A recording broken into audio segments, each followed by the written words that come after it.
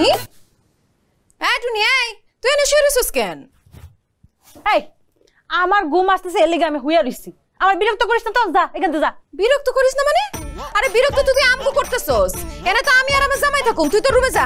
আপা তুই মনে হয় ভুইলা গেছস, এটা আমার রুম, আর বিয়ার আগে তুই পাশের রুমে থাকতি। তুই নতুন জামাই লয়ে বেড়াইতে আইছিলি, এলিগা সম্মানে খাতিলে আমার রুমে তোরে হইতে দিছিলাম। এখন আমি আর আমার রুম তোকে দিতে পারবো না, তোরা অন্য রুমে গিয়ে ঘুমা।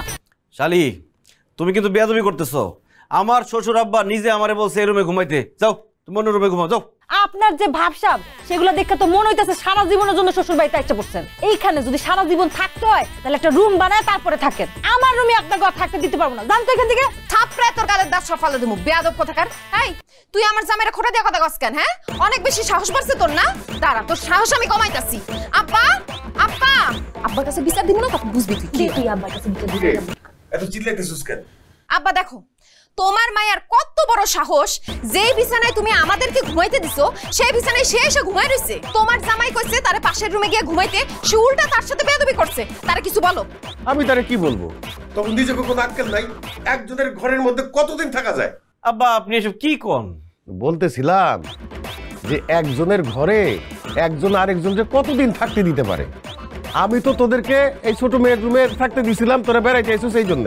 তোরা যে এখানে এসে 18 মতো লাগে যাবি সেটা তো আমি বুঝি নাই। যাই হোক, তোরা যতদিন খুশি থাক, কোনো সমস্যা নাই, তবে এই ঘরে থাকতে পারবি না। কি বলেন আব্বা? এখানে থাকতে পারবো না মানে? তাহলে আমরা কই থাকুম? এই বিল্ডিং এ তো আর বিছানাপাতি আলাদা কোনো রুম নাই। ওই যে পাশে যে টিনের ঘর আছে ওইখানে গিয়া থাক গিয়া, তবে মাসে ভাড়া দিতে হবে 5000 টাকা। আব্বা তোমার কি মাথা খারাপ হয়ে গেছে গা? আমি আমার নতুন জামাইরে নিয়ে টিনের ঘরে ঘুমামো, তার উপর আবার ভাড়াও দিতে হইব? অবশ্যই। আমি কি এমনি এমনি ঘর বানাইছি নাকি? ভাড়া দেওয়ার জন্য তো বানাইছি, তোদের কাছ থেকে তো কমই নিতেছি। আর তুই কারে নতুন জামাই করস? শোন টুম্পা, একজন একটা মোবাইল কিনলে 2 দিন পরে সেটা পুরান হয়ে যায়। তোর জামাইরে নিয়ে তুই 1 মাসের উপরে আমাকে বাড়িতে আসোস, সে তো এখন আর নতুন নাই, সে তো পুরান হয়ে গেছে, তার গায়ে তো মরিচা ধরিয়া গেছে। যা মরিচালা জামাই নিয়ে টিনের ঘরে গিয়া থাকা। এই তুই এনে ঘুমা।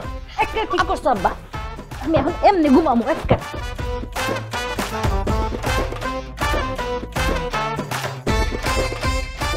চলো টিনের ঘরে যাই, ঘুমা। দেখছো